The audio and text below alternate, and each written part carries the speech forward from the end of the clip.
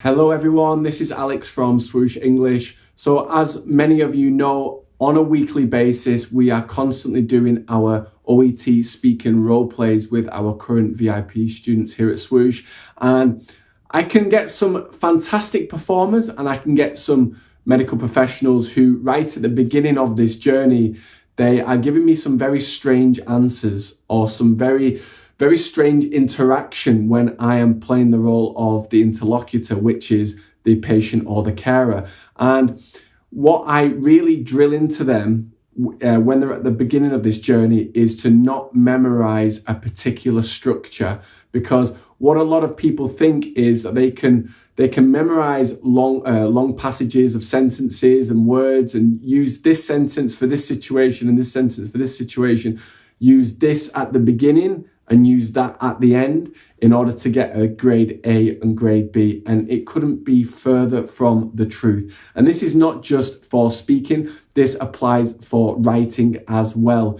You can't just memorize chunks of language and expect to just be able to insert it into a role play or into your writing task. It doesn't work like that. And the OET examiners in Melbourne, Australia will quickly pick up on that, and you will not get your grade A or B. So it's really important to be adaptive, okay? I think it was Charles Darwin who said hundreds of years ago that it's not the strongest or the fastest animals that survive, but it's the ones that are most willing to adapt, okay? I never thought I would use a Charles Darwin quote in these videos, but it's so true that you have to adapt to the kind of role play that you get. Because you could get 20 different OET interlocutors and they might all take you down a different journey. One interlocutor gives you this answer and then you have to go down this route. One gives you this answer and you end up going down this route. It all depends on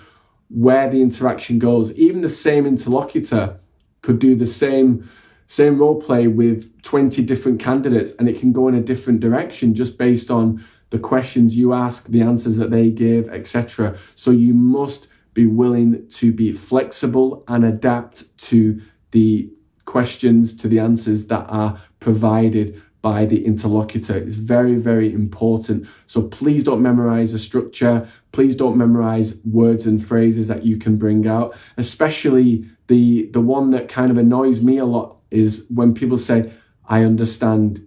Yes, sir, I understand. Yes, sir, I understand." And they repeat, "I understand, I understand, I understand." And they think they're getting big marks, huge marks for empathy, and they're not. Sometimes it's not necessary to use "I understand" in the situation where a candidate, an interlocutor is angry or there's a particular situation and you just thought, okay, I will put "I understand" in there because it shows empathy. But it feels quite strange. It's not natural, and it just shows that you've just memorized a phrase to use in this particular situation. So be very careful with that, because at the end of the day, as I always say in these videos, it's not a medical examination, it's a language examination. It's testing your English language proficiency so that you can work in a safe manner as a doctor or nurse or another medical professional in the UK or Australia. So it's really important that you adapt and you be flexible. So hopefully this video was helpful to you today. If you have any questions at all, please put them in the comment section below, and I look forward to helping you. And if you want to know more about our OET speaking role plays and the work that we do with our current students, make sure you go to swooshenglish.com, where we've also got our free OET video course there for you for 2.0.